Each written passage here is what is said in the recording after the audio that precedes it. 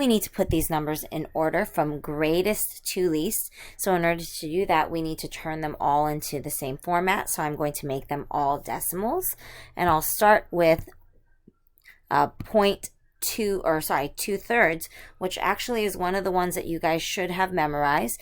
2/3 is going to be 0.6, which is going to go on forever.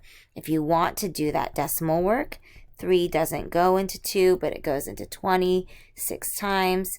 6 times 3 is 18. Get a 2, carry down a 0, and that would just keep on going for eternity.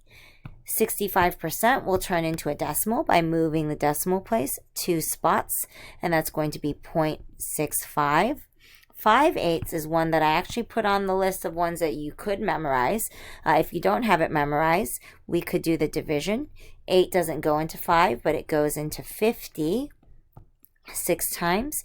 8 times 6 is 48. Subtract, you get a 2. Carry down a 0. 8 goes into 20 2 times. 2 times 8 is 16. Subtract, you get a 4. Add a 0 to carry down. 8 goes into 40 5 times, and that is exact. So that's 0.625. Oops, I did those two in the same color. 0.72 is the same.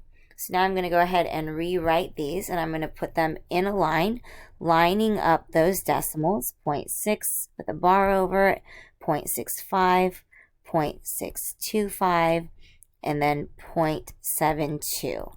Now this one, the first one, 0.6, is actually going on forever, but I'm just going to make it match up to what I have with the 625 and the place values.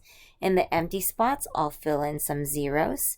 Now remember that this did say in the directions that we're going from greatest to least. So I'm looking for the greatest one, and that's going to be 0.72, and that originally was 0.72. My next greatest is going to be the 0.6s that never end, and that's going to be 2/3 originally.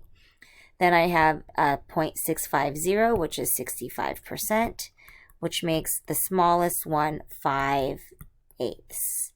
So that would be my answer in order.